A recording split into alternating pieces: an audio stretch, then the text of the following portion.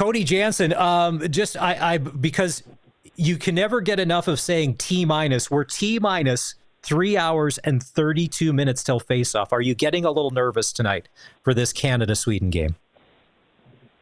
Nervous? No, not at all. I'm excited. Again, hey, I can't take all the credit for World Hockey Report. I did start it, and I got a few buddies who are hopping on there, so I can't take all the credit. But I'm looking forward to it. I don't know. It's still a little bit weird. I know I talked about it with Barney a few weeks ago on the show, and yes, I'm excited. But there's also a bit of is it really this best on best? I wish there was a few players. I wish it wasn't mid-season. Again, I'll criticize anything, but I am also going to be Hawkeye in this game. I'm looking forward to it. And I think Canada comes out guns a-blazing. Well, from the lead-in and the build-up to this, if there's ever going to be an over-analyzed, everybody with a Twitter account is going to be voicing an opinion about 6 to 7 hours from now. I feel like this is it. I'm trying to remember the last time anybody has ever been this pent up for hockey. It wasn't this bad because the Olympics the last time around, we really didn't have a real Team Canada. So Canada, Sweden tonight in Montreal. Jordan Binnington gets the start. And I heard an interview today with Doug Armstrong, who is the lead management piece of Team Canada.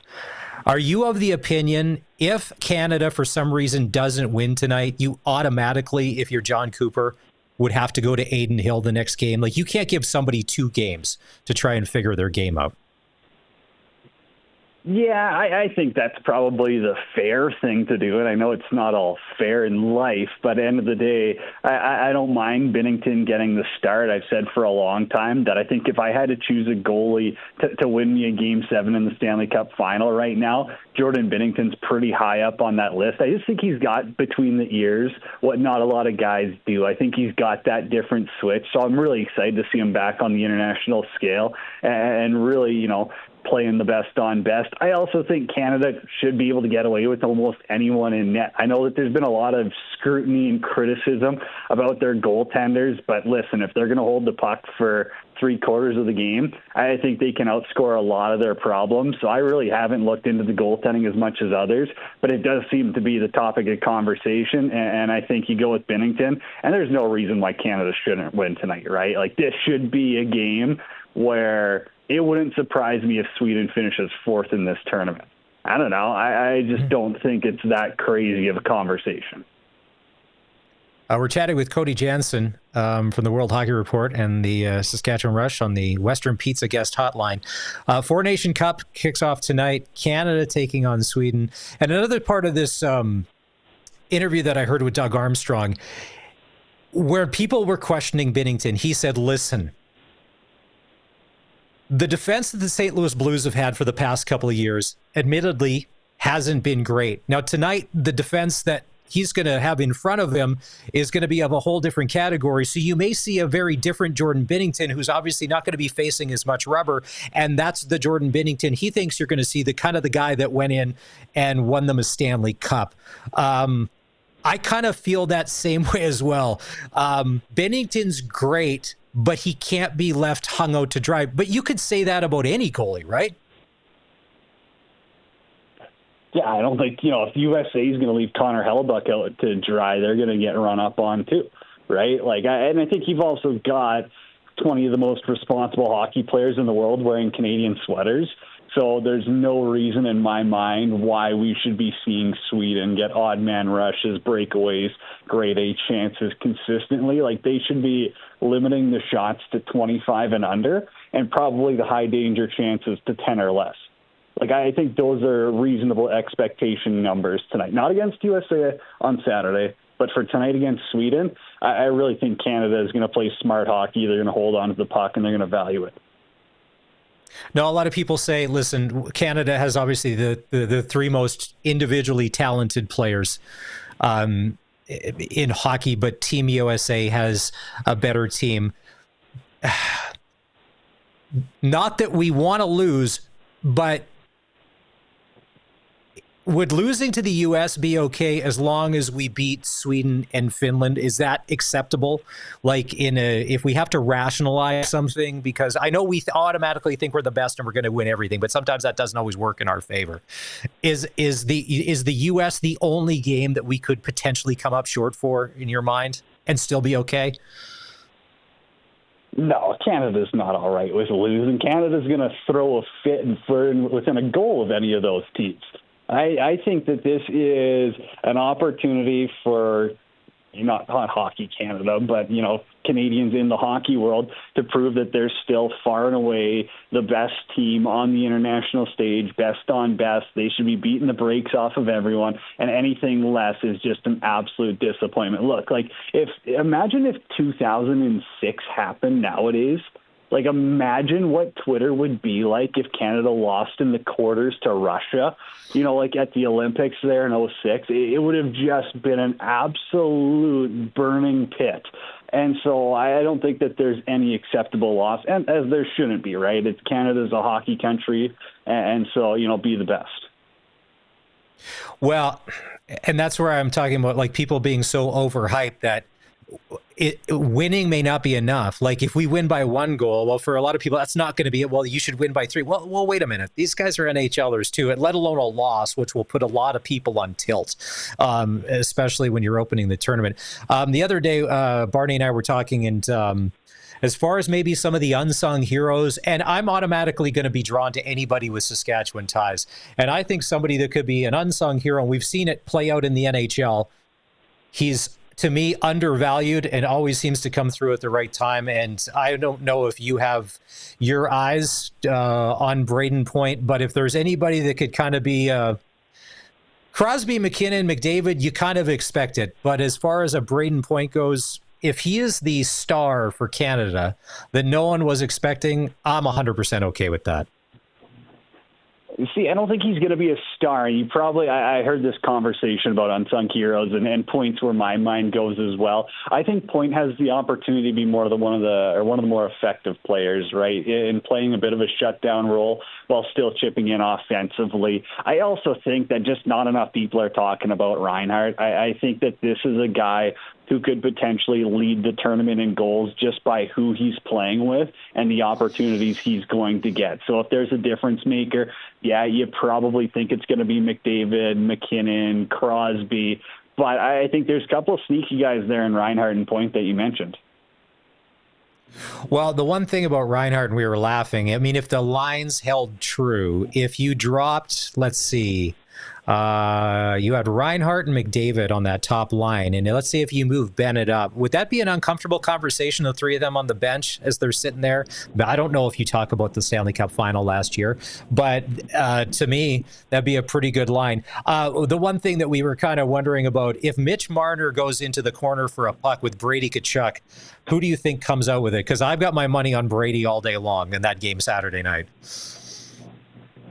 Yeah, that's what the USA has, right? They've got the grit, they've got the heart. If they want to muck it up and, play physical, that's their only chance of winning. They're not going to outskill Canada. They're not going to beat them in a 7-6 shootout.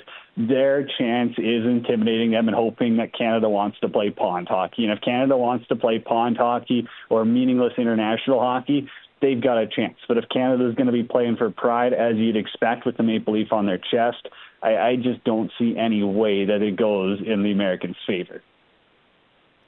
Cody Janzen is with us on the Western Pizza guest hotline. We're chatting all things hockey, including the Four Nations Cup, which kicks off tonight, Canada, Sweden. Now, I'm not sure where you come out on this. A lot of us, we want, but we don't know what's going to happen. Do you think it is Canada and the U.S. in the final? Well, I hope so, because I'm not going to be able to watch Saturday night. And so I'll have to watch that one after the Rush game. But again, I think, Canada, USA, it's what the hockey world wants. I don't really care about Canada, Sweden, or Canada, Finland. That doesn't get me that excited, although I will be watching tonight. Don't get me wrong. Could you imagine if it ended up being Sweden and Finland in the final for some awful reason that the hockey gods were just against both countries? Yeah, here we are just automatically assuming it's all just going to work out.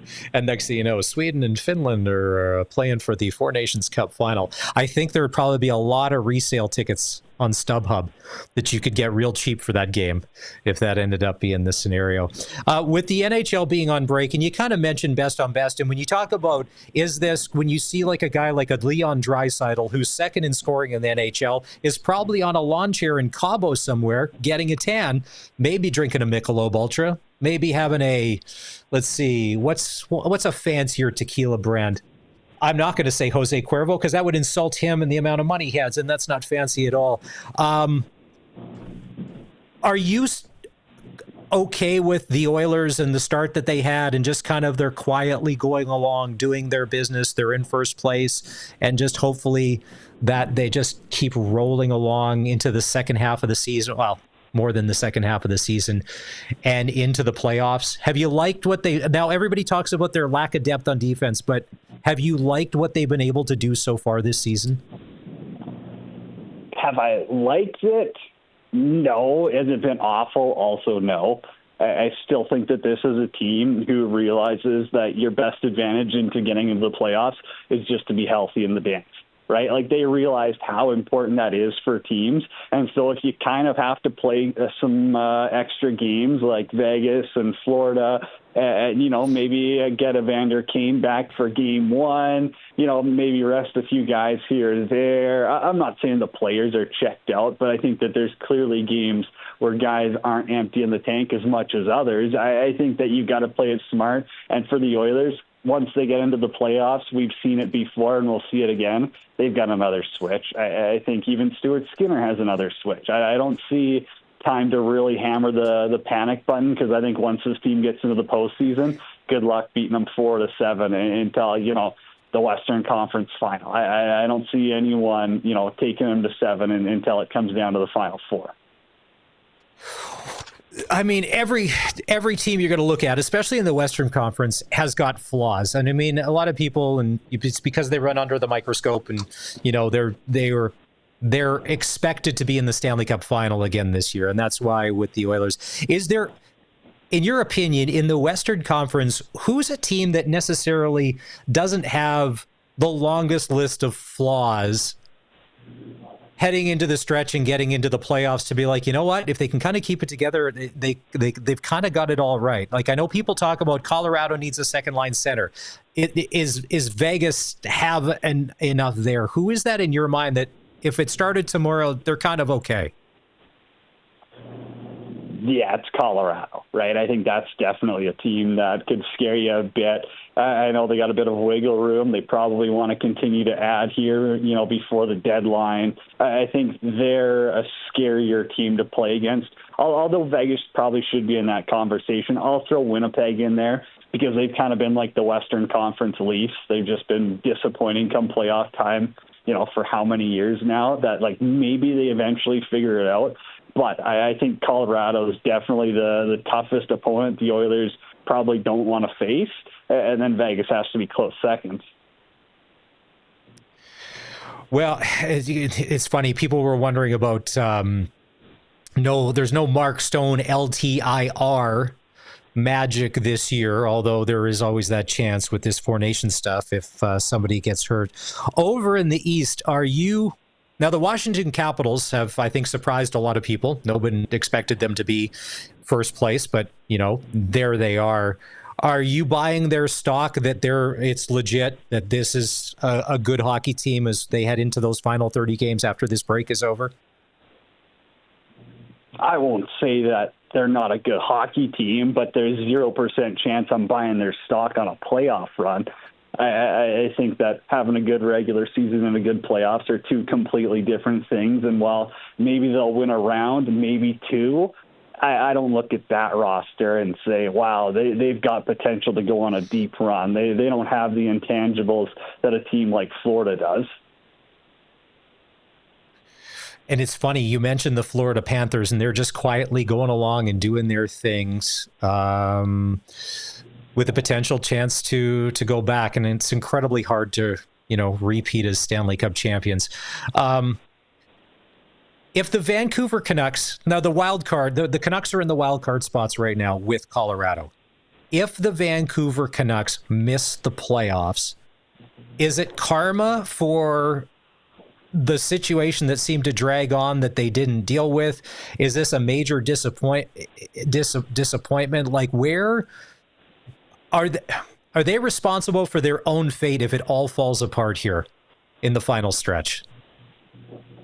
Well, yeah, I'm a JT Miller guy, though, so that's a fully biased answer on my point of view. But I also think that team overexceeded more than anyone else in the NHL last season, and because of a hot goaltender, they had a close series with the Edmonton Oilers, right? Like, they are not a close team to the Edmonton Oilers. And so just because they got hot for a few weeks, I think everyone expected them to keep it rolling, and clearly there was bigger issues in the dressing room, and I think they got rid of the wrong guy, especially if their goal is to win a Stanley Cup and win a few playoff rounds here in the near future. With you, I like that JT Miller, and I like how he plays, and obviously there was, if you're one of these teams that's kicking the tires on Pettersson, what do you think you're getting? Because he was also part of this problem too. And there's guys in that locker room that will be part of the JT Miller camp and part of the Pettersson camp. There's a lot more to unfold there. It's a nice story right now. Calgary Flames. Do you want to see them hang around just enough to make it in that wild card spot, or is the good news story, the feel-good story, if it fizzles out, you guys had a good run, but you don't belong in the playoffs because it's going to be 4-0 and you're going to waste jet fuel on that first trip? Well, again, if it means we get an Oilers versus Flames first round, then count me fully in, right? But if it is going to be a waste of 8 days, as some coaches would say, then yeah, I'm kind of fine if they fizzle out. But I think hockey's a better place when Calgary's a strong team. I don't think anyone would argue that, because I think that the Sea of Red's pretty electric, right? Like, I love watching Dustin Wolf play. That kid kicks. He battles all the time. They've got some really interesting pieces. They've obviously another team that's overachieved, but to see them do anything in the playoffs, I think it's very early, and good luck with whoever they're going to face in the first round. Well, this is the challenging situation that I think Craig Conroy finds himself in, and a lot of Flames fans, because you are this close and you have $18 million in cap space. Why wouldn't you make a move? Why wouldn't you show the organization and the Sea of Red and everybody else, and especially these players that have punched above their weight, without a doubt, like, no, we're in. There is no rebuild. It's a remodel, as Eric Francis says, a slight remodel, and you go for it. Oh, it'd be interesting to see what comes across his phone. Yeah, you see some teams do that here and there. And again, to bring it back to the lacrosse world, we've seen the Saskatchewan Rush do that. And a few years ago it didn't work. And then last year it does work. Bringing in, Zach Mans to Saskatchewan, where, like, you do want to reward those guys, but you also have to be careful about, going out of your way and setting yourself up or hurting yourself long term. But if you're able to bring in those players who can come in on reasonable contracts and do a good job, then obviously you're going to go for the swing. But if you are going to set your team back, you better make sure it's going to be useful in the imminent future. All right, we'll wrap on this. Tonight, Canada versus Sweden. It's game 1 of the Four Nations Face-Off in Montreal. Who wins tonight, and what's the score, Cody? Give me Canada 6-2. 6-2. Nice. And who at the as we tally the score sheet when the game's all said and done, who's got what? Who's our leading scorer tonight? I think McDavid probably has a goal and 3 assists. Goal and 2 assists. Okay. Sam Reinhart probably a couple of goals. That's my guess. All right. It's Cody Janzen on the Western Pizza Guest Hotline. Have a great call this weekend. It's so funny when we say PVR the game, the PVRs really don't exist. You're just sort of taping it on your digital system. So if you're PVRing the game, have a great call this weekend.